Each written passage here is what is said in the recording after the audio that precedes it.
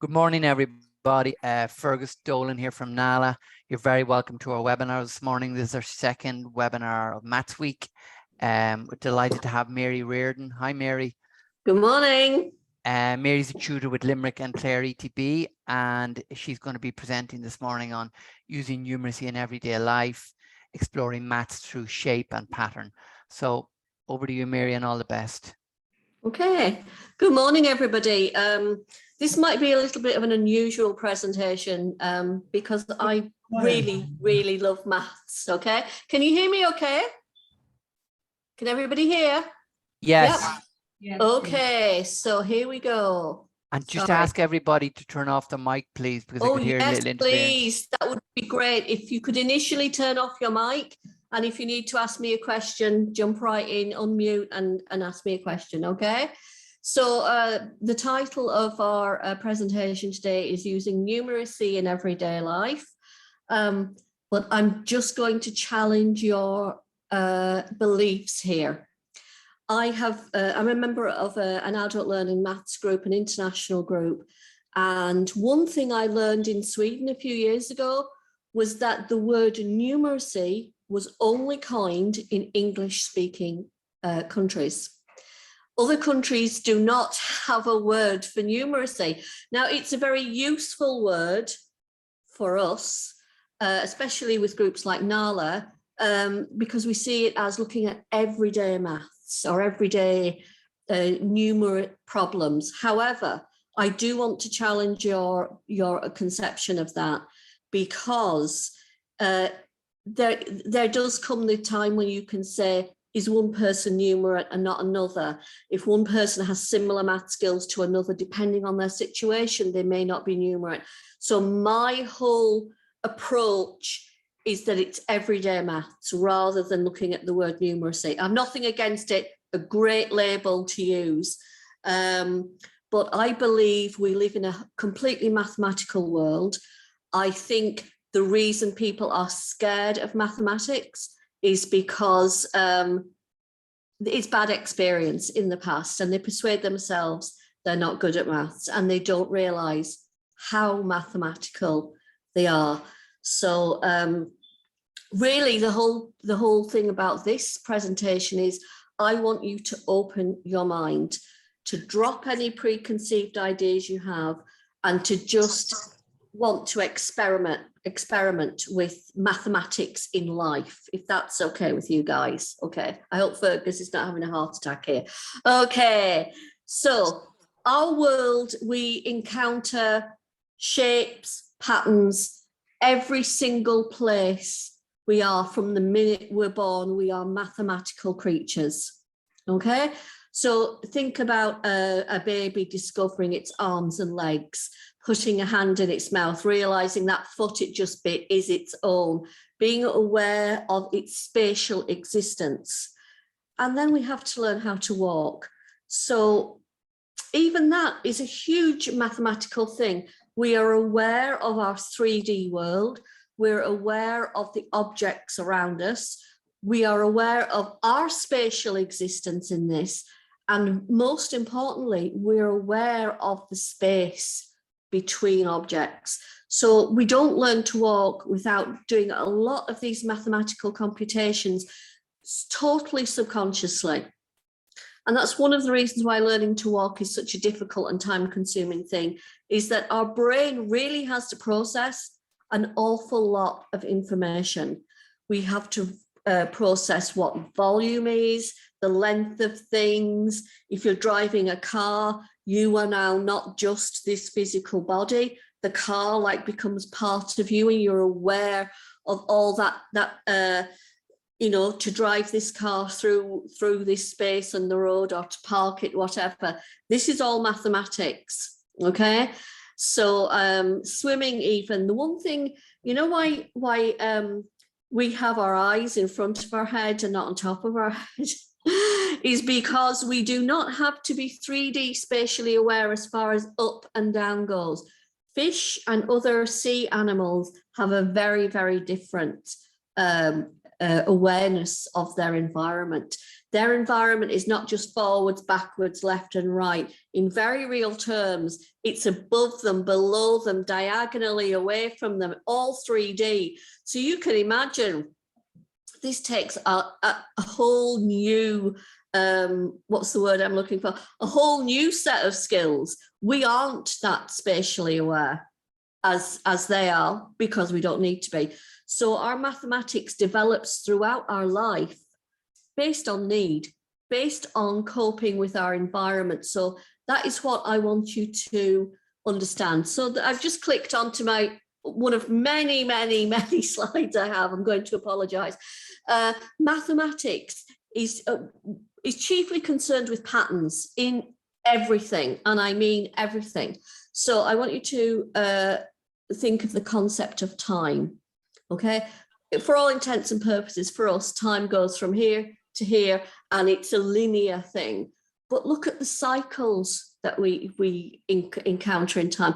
Seasons, our ancestors thought of time as cyclical. Seasons are cyclical: spring, summer, autumn, winter, and around it goes. Biology, if you're a farmer, you know about fertility of your animals, fertility of your crops, the time it takes things to grow, the whole circle of life thing. So also our aging, you know, we age, we go through periods in our life, and we have a new generation coming up to catch up with us. And for some of us, that's happened very quickly, I can tell you. Okay, so we measure time cyclically. Think of seconds, 60 seconds in a minute, 60 minutes in an hour, blah, blah, blah. We have these patterns of time, but we're so used to dealing with them on an everyday basis, we forget the mathematics behind it. I mean, for goodness sakes, we teach our children about time. We have 60 seconds in a minute and 60 minutes in an hour. Where the hell did that come from? It actually goes way back to the Sumerians. So we're even looking at sort of historical mathematics without even thinking about it. So the way I want you to envisage time with your learners is like the spring that I've got there on the left. It's cyclical and it's going forward, but we are very used to the cyclical nature of time, okay? And the numbers that go with it. Is that all right? No one is jumping in. I'm very upset, Ferg. Okay, so we have a basic decimal number system. This might sound, everyone's going, this woman is crazy. We're looking for level 1 and level 2 resources, right? But you know what? This is the base of things. Our number base is based on our 10 fingers, if we're lucky. And we have other number bases based on different things. So for example, why do we have the 60-minute thing? Yeah. Why do we have 12 hours and 12 hours? Okay, so it is thought that those things came from the hands as well. So all mathematics is completely practical. It's not some sort of academic thing that somebody decided to make up to kill kids doing Leaving Cert and say this is a compulsory subject. Didn't happen like that at all. So we look at the hand. Woo! It's very strange, this being on Zoom thing. Okay, so we have our 4 main fingers, okay? And each one has 3 joints, okay? 3. So that gives us 12 joints, okay? And we also have a thumb. Morning, afternoon, okay? So there's our 24 hours, okay? Now, one number that is extremely important historically, and not just historically, but even today, is the number 12. The number 12 is very important because it has so many factors.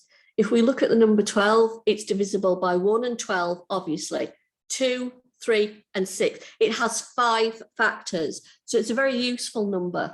We can divide it in half, in quarters, in thirds, in 6. It's a very useful number. Okay, even in religion, it's very useful. If you are Jewish, you're aware the high priest wears a plate with 12 stones on it. There are 12 tribes. There's 12 tribes of Israel, 12 times 2 hours in the day, And so it goes. So the jump to decimal is actually, we're so used to it, you know, and it's easy because we have, if we're lucky, 5 fingers on each hand. Okay. But that gives us a great opportunity to look at pattern. The decimal system gives us, it's so easy to look at the way pattern keeps duplicating itself. So if we look at multiples of 3, 3, 6, 9, 12, 15, 18, 1. And those numbers, those end numbers will keep repeating themselves. Very easy to see with multiples of 5, 5, 10, 15, 20, 5, 0, 5, 0, 5, 0. All these multiples have their own patterns, okay? And we're very used to the thing, I don't know if you did it at school, I certainly had it encouraged by the nuns, multiples of 9. You know, so you put, if it's 3 by 9, you put down the third finger and you've got 2 fingers on one side, 7 fingers on the other, 27. So we're used to the patterns and we never think of it as maths because we just get used to it, okay? So I'm going to move on. This is a great teaching tool. So one of the things that we do at Limerick and Clary TB is we help adults who have low mathematics proficiency by, I'm sorry, my glasses are shining on the screen, I apologise. We help them in their mathematics by running courses for parents and grandparents of young children and children at school. So now when we're looking at mathematics, we're not saying, oh, you can't do this. We're saying, look at these tools you can use to help your child or your grandchild. And we run these courses specifically for these people, or it could be a guardian, okay? So this is an amazing tool. So we talk to them about if you're teaching your child about the way patterns are. So we look at, let's colour or let's use a marker on every 10th square. What sort of pattern does that make? On every 5th square. Now, are there any squares that have got 2 markers on them? So we start to build up this thing. We can eventually, we can do any of them, any of the patterns, but you will see a physical pattern appear. So I'm going to jump to my next. Okay, so can you see here, there's my 5s on the left. Then we have the 11s. Look at that, great. A very obvious pattern, isn't it? It's just a straight line, looks fabulous. And we can also note from this, look at the numbers. They're all the same, 1, 1, 2, 2, 3, 3. So this might sound simple to us, but to somebody who does not have a lot of confidence in maths, this is like, wow, I've discovered this. This isn't half as bad, okay? The next one, which is a little bit blocked out for me, is the 7s. So you can still see there is a pattern to this, okay? It's very easy to do. Okay, one thing that people really love, and I've had even, you know, like learners with problems learning, real problems learning, like Down syndrome or autistic learners, they love this. So you do this with these multiples, 2, 3, and 5. You do all their multiples. And basically what you're left with at the end is you have these squares you just can't colour in. So what is special about these numbers? Okay, they might be learners at levels 1 and 2, but they can investigate and they can discover these really special, crazy numbers that are so different to the others. Why can't I, what number will go into that? And then you look at it and maybe you look at 3. You can only put 3 and 1 into that. 17, what number goes into that? No matter how many times you try to do it. So this introduces the idea of prime numbers. They discover them themselves, and it's a great sense of achievement. So it's like, what could we call this? What could we call this? And, you know, I've had some Down syndrome learners who just think this is the freakiest thing. They call them magic numbers, and also it's brilliant. So prime numbers. So we introduced that idea, a mathematical concept, by playing around with, I know some tutors use like little tiddlywinks things, or what I normally do is when I'm doing them, I would use one colour for 2, one colour for 3, and one colour for 5, and we put a line across each thing. So you'd see some boxes had like 3 lines, some boxes would have 2 lines, and it's like, why do they have 2, and why do they have 3, and why do they have 1, and why do they have none? So it's quite exciting. As you can see, I love maths. I'm quite excited about this. Yes, thank you, Fergus. So then we can go on to the idea of square numbers. Now, your learners might be at level 1 and 2 because they had to drop out of education very young. They may have had a health problem. They could have been, you know, just not good at school. Doesn't suit everybody, okay? So we have the concept of square numbers, and I hope you can see the whole picture on my screen. Can you? Am I blocking? There's nothing of me blocking that, no? Okay, can you see how clever this is, that we can introduce the idea of square numbers? Okay, so we've done each square differently. So we can then explore, it looks like a square. So we introduce the idea of what a square is. Its sides are equal, okay? All the dots are in a line, so it's parallel. So we might not use those words, but we can introduce the idea of parallel. We can use the idea of square. We're also introducing the idea of indices. A square is an index, a power, okay? From there, if you get to level 3, you can introduce the idea of volume by having these things and then stacking them on each other. So there we can look at proportions. It's bringing out ratio. It's actually, volume is one of the hardest things to understand because you're looking at the space in something rather than the space out of something. So if you look at a box from the outside, you're aware of it within its spatial environment, okay? Don't know what goes in there. We can look at a glass and think the same thing. When you start to fill this thing, you become aware of its capacity, which can be very different. So have you ever poured a drink in 2 different glasses and it looks like, oh, that one's got to be at least twice the size of my one? And it's not, because space can be very deceptive, okay? Fergus is smiling at me, everyone, so I'm hoping I'm going okay, way. Okay, so this also introduces the idea, and I do this a lot with, I teach English as a foreign language as well, which is how I got into teaching English as a foreign language, because I was teaching maths to non-nationals and I had to make it very graphic. So we're all aware, I'm sure, of different learning styles. Our very visual people, are very oral people, are very kinesthetic people. With lower levels, well, with every level actually, but especially with lower levels, I try to include at least 2 of those things, all 3 if I can, okay? So I like to make things. If I'm introducing 3D shapes, I like to make them. We get cardboard, we make mistakes, we put stuff together, why is that not working? But as you can see here, we're depicting a sequence of numbers in a very colourful visual way. We can do this with just colour, we can do it with blocks, we can do it whatever way we like. But obviously you'll know with your own learners what works for them. The more senses you use to teach something, the more readily it is learned. That's my experience, okay? So I think the colour is very useful. I think colour is essential in mathematics.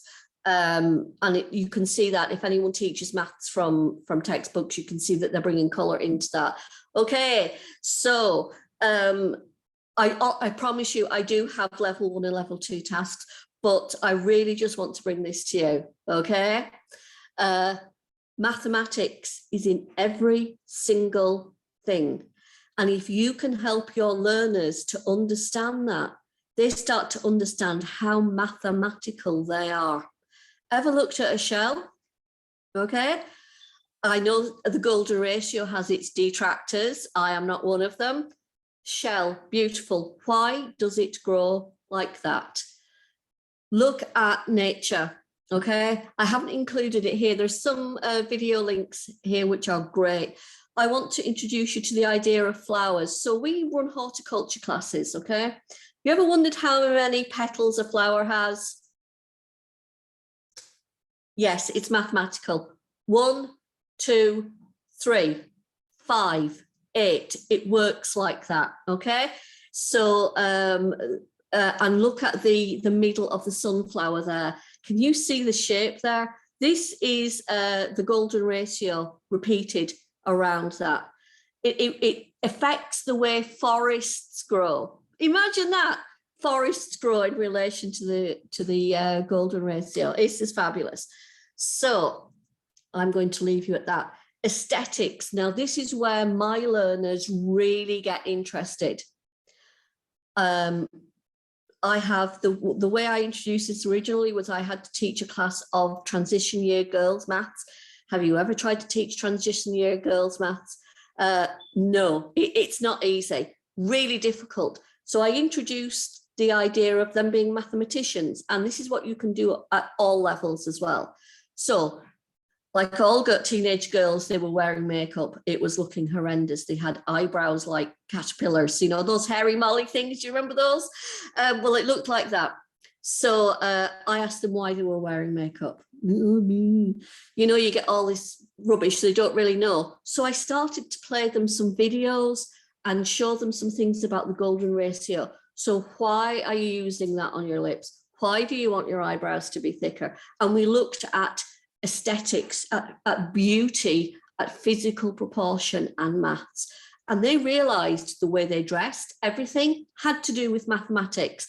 This doesn't have to be a complicated thing. It's an observational thing. So I am quite, I would say voluptuous rather than fat, but voluptuous. So my hair is at the sides of my face to hide the fact that I feel it's too wide, okay? So I'm trying to bring my proportions using my haircut, okay?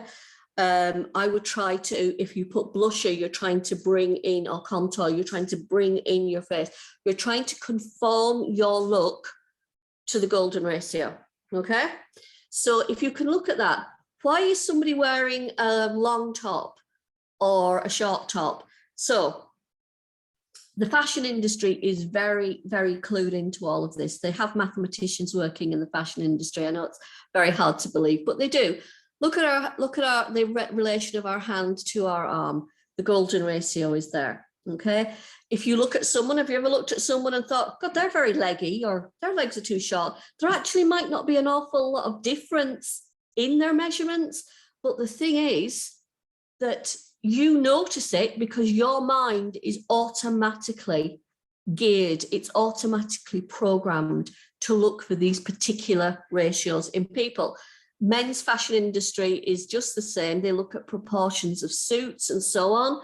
I don't know if you've seen, there's an advert being on recently called The Real Tea, and it's about men wearing, oh Fergus, I gotta send you this. It's about men wearing a proper t-shirt that makes them look really hot. Not that you need it, Fergus, but this is all about the proportions. So it's to do with it being tighter on the shoulders and showing the chest, and then being a little bit looser over the tummy. We don't think about it. This is all mathematics. If you look at the things here, the proportions can make you look taller or shorter. You know, just a whole thing. The face, oh my God, how beautiful is that? Everything on our face. Now, why would we even need to know about this? Our learners at levels 1 and 2 will not need to know about this, but they sometimes like to just discover that, you know, oh God, now I know why that nose looks a bit funny, is because, yeah, they shorten their nose and maybe it was perfect the way it was. We see all of this in magazines all the time, and you go, Janie Mack, what surgeon did that to her face or his face or whatever? So we're aware of this all the time. I'm sorry, I know I'm there's some great videos there to look at.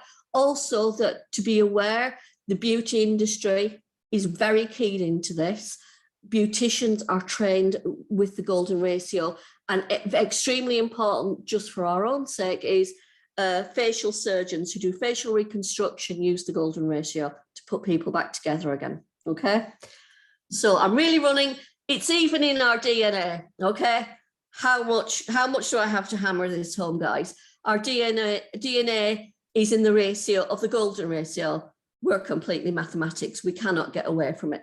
So this is why we shouldn't be scared of it. Okay, so I'm really trying to rush. I have a few tasks I might like you to consider, okay? So I'm going to show them to you and then I'm going to copy them into the chat. Is that okay? Right. So first thing, language is hugely important in mathematics. We see it greatly at Leaving Cert Maths, which I know is a whole different thing, but all the way through. I have two sons, 18 months apart. We're in school 2 years apart.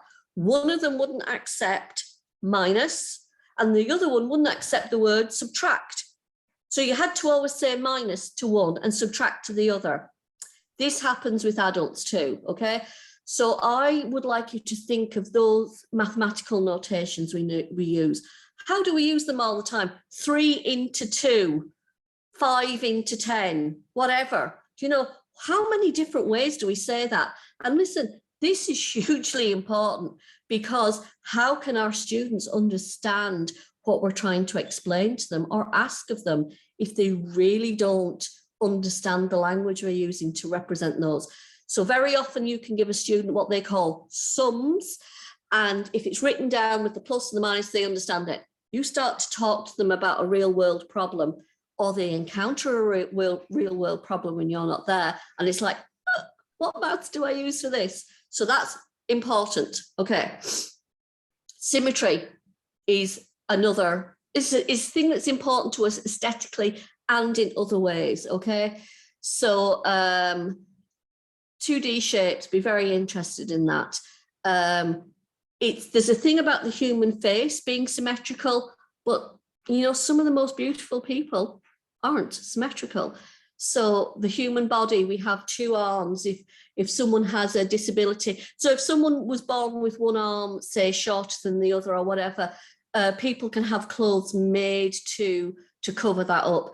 But it's because we're obsessed with symmetry, not because there's anything wrong with not being symmetrical, but we are obsessed with it.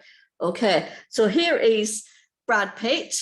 And if you look on the left, this is an original picture of Brad Pitt. So one thing that people do, I've seen a lot of this, is to put a mirror down the middle, and you can see what you look like if the left side of your face was mirrored onto the right.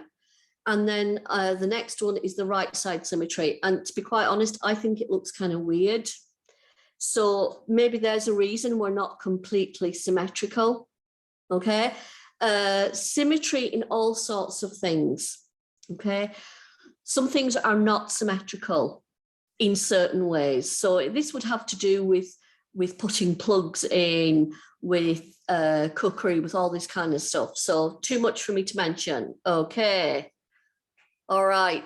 And my third suggested task, and when I say suggested, I mean I'm giving you this task, is to look at number patterns. So we have the square. Look at this. How would you explain this pattern? Well, we're using triangles and we're using a different color for each one. Now, compare that to the sequence at the bottom, okay? Isn't that harder for your learners to understand? Firstly, it's just numbers. There's no pictorial representation of that. So how do we do that? How do we represent that to our, sorry, this is my cat is rubbing up against my leg. He wants to go out, sorry. So Claude Debussy, hold on. All right. So sequences, very interesting, very good to be able to jump forwards and backwards. So we have pictorially, we have the number line, fabulous. This is great when you can persuade parents or adults that they can use this to help their children. A great way around this, okay? So they're my 3 tasks, which I am going to put into chat now. And I just want, this is for me going forward. I want you to change, unless you're as excited as me about maths, I want you to change the way you feel about it. I want you to be aware it's everywhere. We are natural mathematicians. We should be excited about maths because it's everywhere. We deal with it every day. And try to think about it just a little bit differently. you know, we look at these I can't think, I'm so excited, Fergus, I can't think. We look at these module descriptors and we go, there's a learning outcome, and we go, doo, doo, doo. I'm sorry, that's not learning and that's not teaching. So I am obviously going to go and take drugs now to calm down. But not really, Fergus, not really. But I'm going to put these into the chat, and you're going to, I think we're going to go into work. I don't know how many work groups, and I don't know how long, because Fergus is in charge, but he's been smiling, so I think it's all good. Is it good, Fergus? Yeah.